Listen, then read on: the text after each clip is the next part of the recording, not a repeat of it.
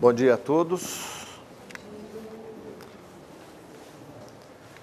Quero agradecer ao Dr. Zé Humberto por ter convidado para falar desse tema.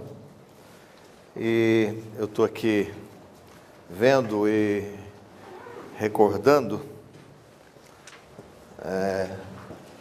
a década de 70, quando eu fiz o Colégio Liceu de Goiânia, saí do Colégio Liceu de Goiânia, como tantos estão aqui, para fazer a Faculdade de Medicina. Não sei quantos mais aqui estudaram no Liceu.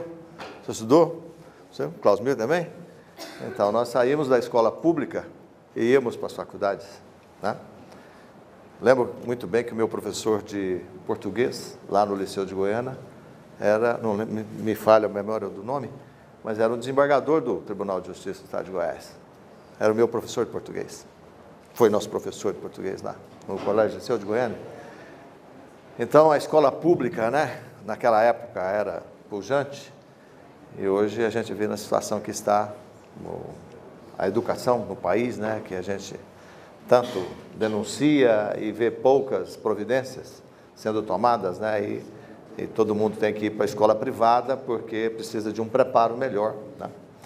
E eu estou conversando isso aqui a respeito do Liceu de Goiânia, porque eu estou me vendo aquela situação de vocês que estão aqui, que são alunos do Colégio de Medicina, que, portanto, têm pretensão de seguir a carreira de médicos, que é uma carreira linda, que vocês, se tiverem realmente a intenção de ser médico, é muito bonita a nossa carreira, como qualquer outra, mas eu estou puxando a sardinha para a minha lata, não é isso?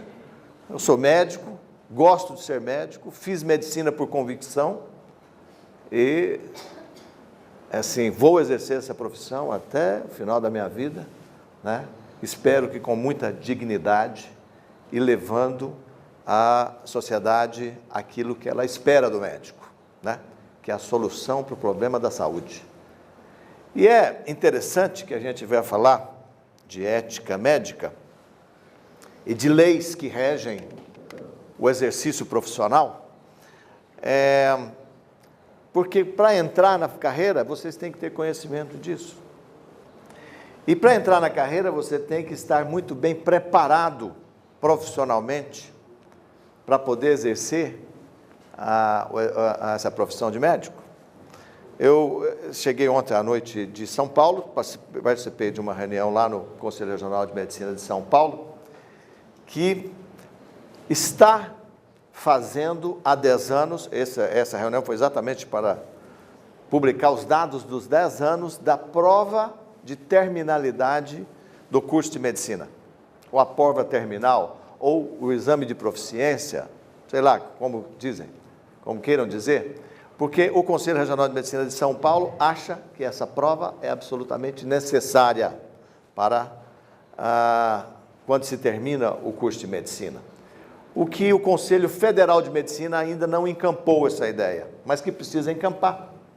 É necessário que haja. Por que isso? Eles apresentaram lá. Houve incremento de 320% nos processos éticos profissionais nos últimos 10 anos no Conselho Regional de São Paulo. 320% de processos, certo? Desses processos, 65% envolve má prática da profissão. E a grande maioria de médicos que formaram nos últimos 5 anos, com 5 anos de formados, até 5 anos de formado.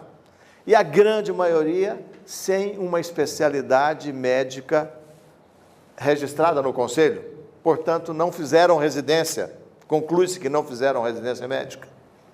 Então, o estado é esse. Leis existem desde a antiguidade. O Código de Hammurabi já dizia que o médico que causar qualquer dano deve responder por aquilo que ele faz. Não é isso? Thomas Percival já dizia isso, 1803, no tempo em que a medicina passou a ser reconhecida como uma entidade científica. Só a partir de 1800 que a medicina passou a ter conotação científica. E Thomas Percival, médico como profissional, está sujeito às sanções da lei.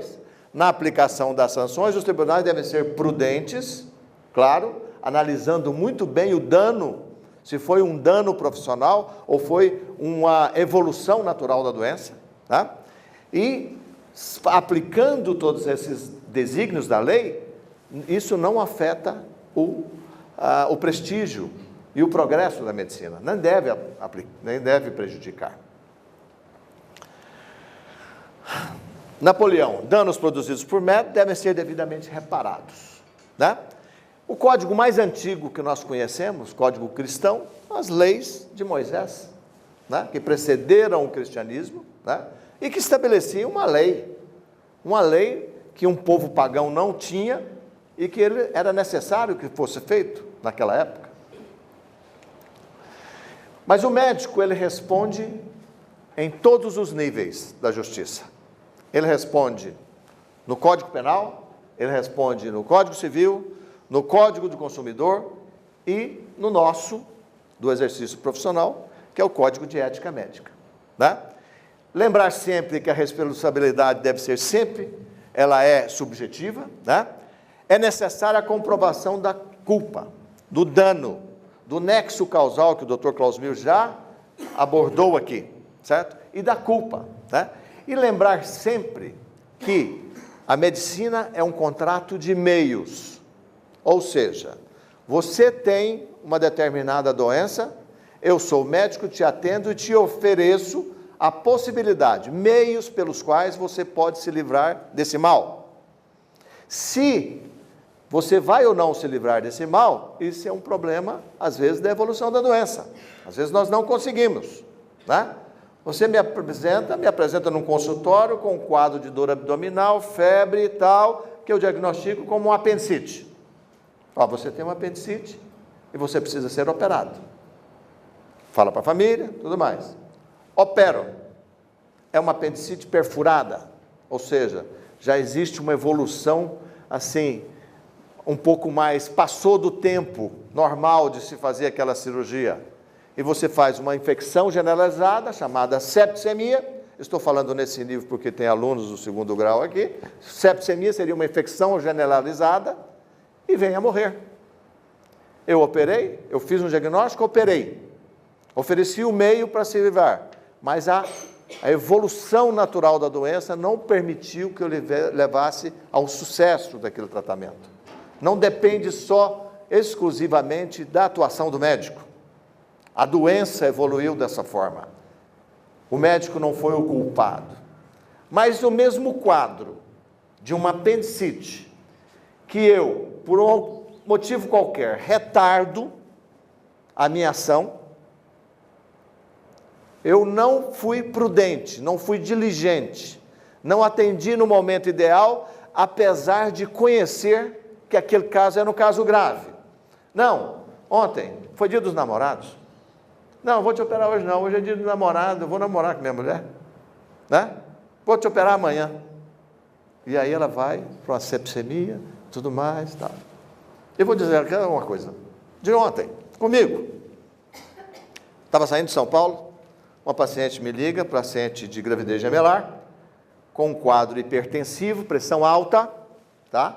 Já diagnosticado previamente, eu estou seguindo essa paciente, ela me liga, eu estava no aeroporto de São Paulo. Olha, a hora que o senhor chegar, o senhor vai chegar hoje? Vou chegar. A hora que o senhor chegar, posso falar com o senhor? Claro, perfeitamente. Tá. Quando eu cheguei, o marido me ligou, eu falei, como é que está? Ele falou, não, ela está com uma dorzinha de cabeça. Está com uma dorzinha de cabeça? Tá. Foi feita a avaliação gemelar, os nenês estão bem. Ela está com uma dorzinha de cabeça. Falei, olha, eu acho que eu vou ter que vê-la. Ele falou para mim, não, mas o senhor está chegando de viagem agora? Pode ser amanhã cedo. Falei, não, eu quero ver hoje. Saí, deixei minha esposa em casa, peguei meu carro, vim aqui para o consultório. Cheguei aqui, pressão dela, 18/12. Ela estava com uma dorzinha de cabeça. 18/12. Falei, como é que está a sua vista? Assim, tem uns pontinhos luminosos, parece que eu estou vendo as coisas assim. Né? Pois é, você está com uma pré-eclâmpsia grave. Sintomas de chamada eclâmpsia iminente. Vamos internar agora?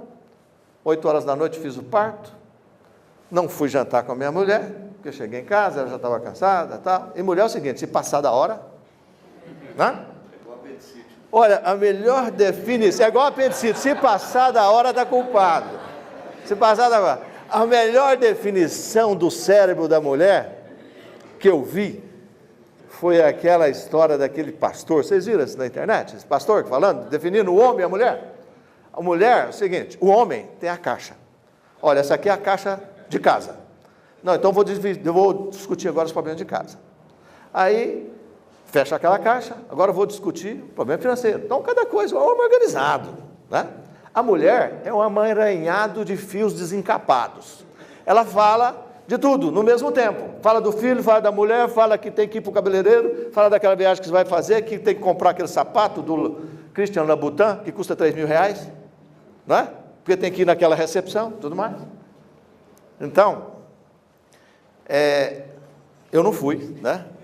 Comemorar o Dia dos Namorados, espero que eu comemore hoje, mas pelo menos eu passei agora a visita. Você está deixando de concluir.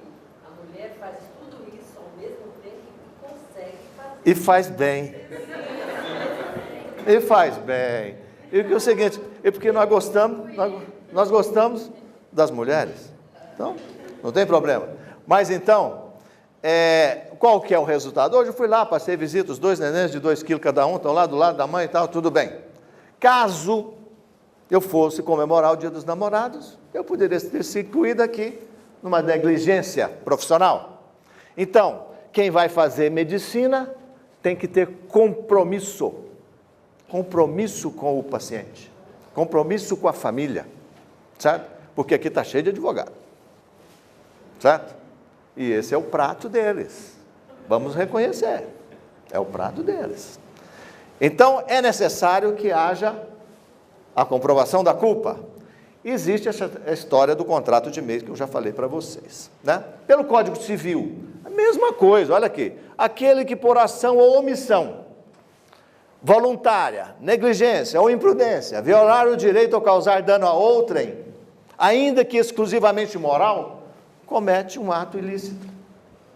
O juiz pega uma ação, vê a instrução, você fala, não, eu sou médico, o juiz não é médico, eu quero uma perícia médica, perfeitamente, vai fazer uma perícia médica, e às vezes utiliza-se até de decisões do Conselho Regional de Medicina, o juiz fica lá esperando, vamos ver que o cidadão entra com um processo, ou com uma reclamação, no Conselho, do ponto de vista ético, na Justiça Comum, do ponto de vista civil, para receber uma indenização.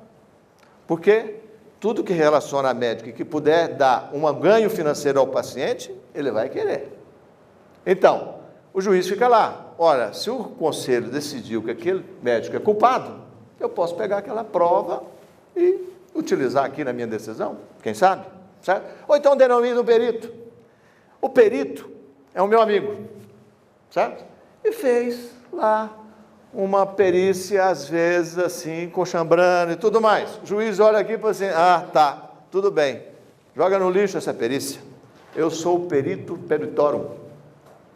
Isso é atribuição do juiz. O perito dos peritos.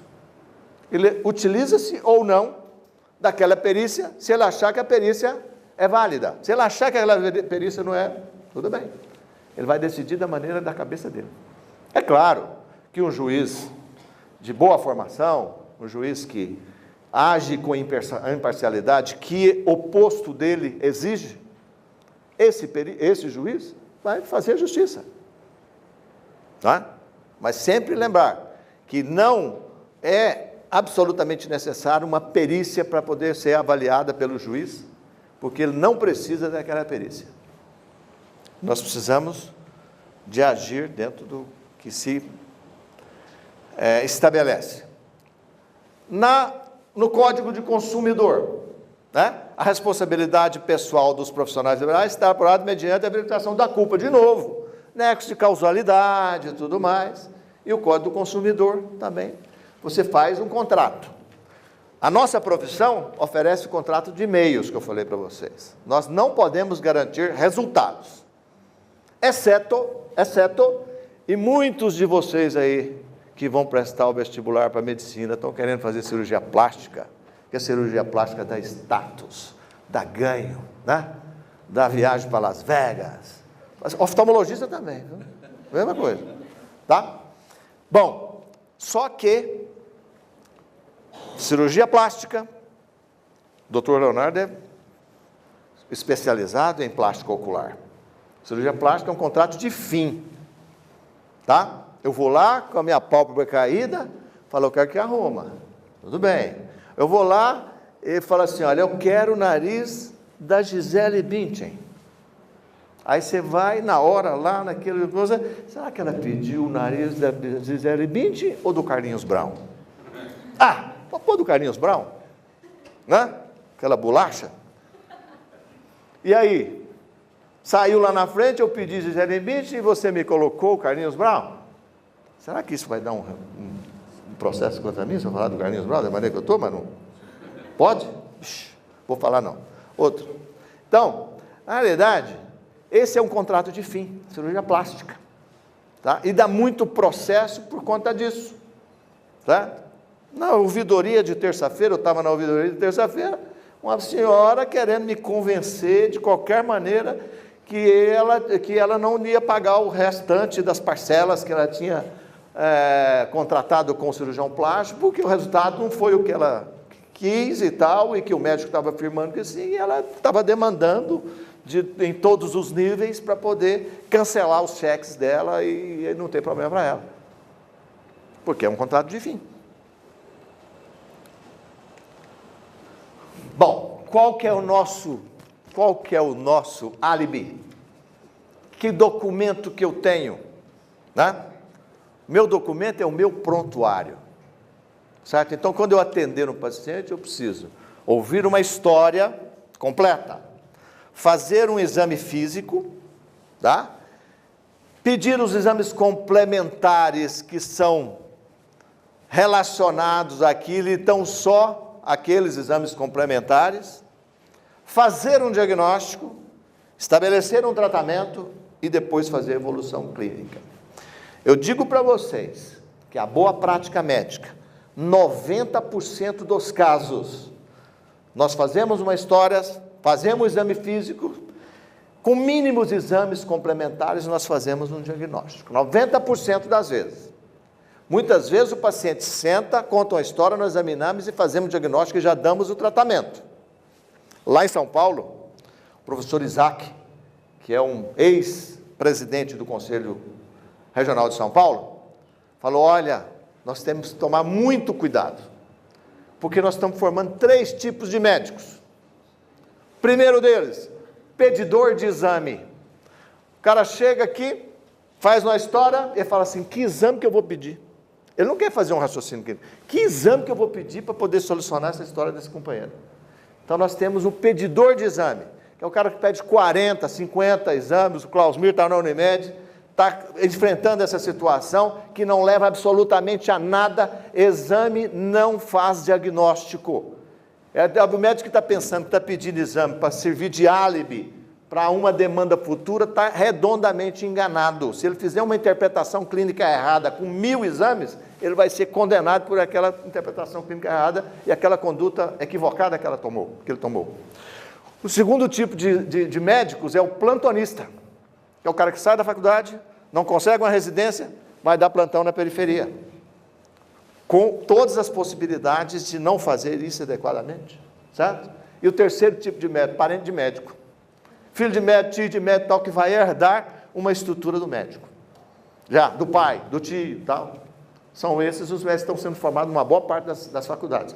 Não estou querendo generalizar não, gente, mas isso é uma realidade fática hoje. E lembrar sempre desse provérbio chinês, né? Anote tudo, certo? Eu mesmo já fui envolvido numa denúncia ao Conselho Regional de Medicina por tráfico de órgão. Imagina isso. A doutora Lívia até fez um susto ali. No dia da abertura do Congresso Brasileiro de Ginecologia e Obstetrícia, que teve em Goiânia, o único que teve em 1995, a primeira folha do Jornal Popular trazia meu nome como um médico que poderia estar traficando órgãos. Eu estava de plantão na maternidade do Nossa Senhora de Lourdes, chega uma mulher, chama na triagem, a mulher estava em trabalho de parto, período que a gente chamaria expulsivo, e nós chamamos de impossível ou explosivo, certo? Coloquei essa paciente para dentro, eu mesmo coloquei, fiz o primeiro parto, nasceu um feto morto, morte já passada, já macerado, já de alguns dias. A seguir, outro feto veio à luz, morto, possivelmente uma morte recente. Pediatra na sala, tentou todas as manobras de ressuscitação e descrevemos tudo, dado o atestado de óbito, tudo mais. Aí eu fui lá, fui chamado pelo delegado, senador Canedo, fui lá, sentei na frente dele, falei, mas por que eles estão me acusando de tráfico de órgão? É porque o senhor impediu a família de sepultar os fetos por interesses escusos. Eu impedi? Isso não é trabalho do médico. Eu atendi e fiz o parto. Vamos pegar. Quando me falaram que eu tinha envolvido meu nome, fui lá, tirei uma cópia do prontuário, pus debaixo do meu braço, falei, isso aqui é o meu álibi, está tudo aqui escrito. Falei, vamos folhear o prontuário. Estava lá uma declaração da família que não se interessava pelo sepultamento dos nenéns, assinada pelo pai. E o pai estava lá junto com o delegado. Falei, o senhor assinou isso aqui? Ah, mas não sabia o que eu assinei. Eu não tenho culpa disso. Eu não fiz tráfico de órgão. Eu estava lá trabalhando. O médico não sai de casa para matar ninguém. O médico não sai de casa para prejudicar seu ninguém. Sai para fazer uma boa assistência. Isso é o que eu tenho na minha cabeça. Certo? Eu saio todo dia de casa com o sentido de exercer a minha profissão em benefício das pessoas. Má prática, né? Segundo John Richards, desvio do que é aceito como padrão de cuidado e que resulte em um prejuízo para o paciente. Isso é uma prática médica. Erro profissional, conduta profissional inadequada, que supõe a inobservância técnica capaz de produzir dano à vida ou agravo da saúde de outrem, mediante imprudência, negligência e imperícia. Esse é o primeiro artigo do Código de Ética Médica e é o que rege todas as nossas ações. Nós temos que ser diligentes, prudentes e peritos naquilo que nós fazemos. O médico sai da faculdade para fazer tudo. Pode arrancar a cabeça, unha encravada, drenar tórax, fazer cirurgia cardíaca, se quiser, desde que esteja capacitado para aquilo. Então, eu tenho que ser diligente de acordo com a minha formação, aquilo que eu sei fazer. Aí sim. Imprudência, ausência do devido cuidado. Consubstanciado a ação é, pois, a realização de um ato sem a devida previdência. Fazer o que não deveria ser feito. Negligência, ausência de cuidado razoável exigido. Omissão de conduta esperada e recomendável. Fosse eu namorar ontem, né, Lívia? É bom namorar. É ótimo namorar. Né? Mas vamos cuidar dos afazeres antes, que aí depois até funciona melhor.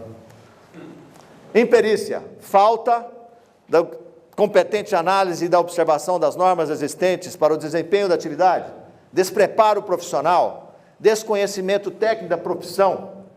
Isso é uma coisa que nós precisamos. Podemos fazer? Sim, tudo que eu esteja capacitado para tal. Acidente imprevisível, isso ocorre na nossa profissão também. Resultado lesivo de causa fortuita e por força maior, impossível de ser previsto ou evitado, qualquer que sejam as circunstâncias. Às vezes as coisas evoluem assim. É imprevisível. Incontrolável. Situação incontornável. Aqui no Hugo, que é muito vizinho de vocês aqui, acontece isso aqui demais. Resultado incontrolável. Motoqueiro na rua, atropelado, tal, trauma craniano, chega lá. Ó, aquilo foi uma sequência de fatos que levou àquele insucesso. Agora, tudo depende disso aqui. Relação médico-paciente-família. Quando as coisas vão bem, até o Washington me ajudou ontem lá, atrapalhei o dia dos namorados do Washington lá, ontem à noite, mas tudo bem, liberei ele mais cedo para poder ir namorar. Mas aí, quando as coisas acontecem assim, de maneira normal, uma evolução satisfatória, tudo bem, mas quando complica, o paciente tem muita dificuldade, paciente e família tem muita dificuldade em entender o que é complicação e distinguir de erro médico. O paciente tem muita dificuldade disso, certo? Olha, fez a cesárea e agora estou com infecção aqui. O senhor que levou essa infecção? Não, tem um percentual de cesáreas que complicam com infecção. Então você precisa estar sempre esclarecendo e nunca se afastar do paciente quando ele tem uma complicação. A complicação tem que ser tratada de perto. Falar, explicar 10 vezes para todos os parentes e tal, e estar ali, atento, diligente, atendendo o paciente. A melhor maneira de evitar a ação de por responsabilidade médica é estabelecer uma boa relação médico-paciente. Sempre, tá? Nunca desse jeito, né? O médico lá em cima, o paciente lá embaixo. Não existe esse desnivelamento da relação. Tem que estar no mesmo nível. No nível do entendimento. Não usar muitas palavras com termos científicos e tudo mais. Esclarecer para o paciente, no nível dele, aquilo que vai ser feito, o que pode ser feito, para ter um resultado melhor. Sempre. Essa aqui é uma cena que nós todos já vivemos. Tá? O médico, a figura do médico, com o paciente e uma família desesperada, muitas vezes. Tá? Ali é que nós precisamos de ter clarividência nas nossas ações. Precisamos estabelecer esse relacionamento, esclarecendo a família. Bom, quais são as expectativas que os pacientes têm no médico? Olha lá, escutar, olhar, tocar e confortar, é o primeiro. Ele quer ser ouvido, ele quer ser examinado, certo? Depois disso, ele quer saber dos títulos que o médico tem, da boa aparência do consultório e tudo mais, certo? Falei para vocês que só a partir de 1800 que a medicina ganhou uma conotação científica, tá? Não há boa medicina sem a confidência, não há confidência sem a confiança e não há confiança sem o segredo. Isso aqui para falar do sigilo médico. Nós temos que atender e aquilo ali se encerra dentro de nós, nos nossos prontuários, tudo aquilo que o paciente nos disse. Aquele que só medicina sabe, nem medicina sabe. Cuidados importantes, aprimoramento constante, ouvir com atenção,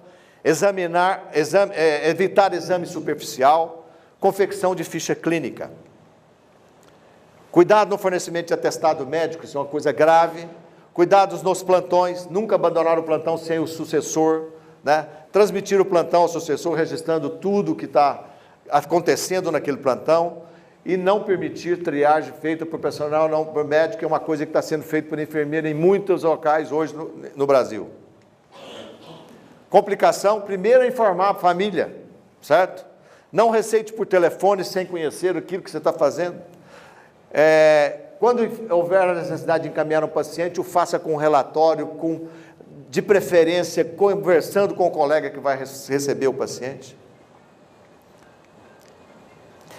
A ouvidoria médica é uma maneira que a gente tem de prevenir ilícitos. Quer dizer, a ouvidoria ouve o médico e faz uma orientação. Que, apesar do número crescente de médicos, o número de denúncias está crescente, mas o número de processo ético profissional, felizmente aqui no nosso estado, não está nessa crescente como em outros, certo? E para finalizar, essa obra de Guimarães Rosa, Grande Sertão Vereda, esse personagem Reobaldo, fala que a colheita é comum, é coletiva, mas o capinar é solitário, cada um tem que capinar o seu eito, certo? Para evitar exatamente isso, essa imagem. O médico, todo que se relaciona com o médico dá ibope, dá divulgação, é um prato cheio. Então, cada médico tem que capinar o seu eito, para que nós tenhamos uma colheita farta. Aí, tudo isso envolvendo o nome de médicos. Mas, apesar de tudo isso, os médicos são instituições mais confiáveis pela população nessa pesquisa Ibope, certo? E os últimos são os políticos. Sem fé não existe amor. Sem amor não existe entrega de si, e quem não é capaz de se entregar não pode ser médico. Muito obrigado.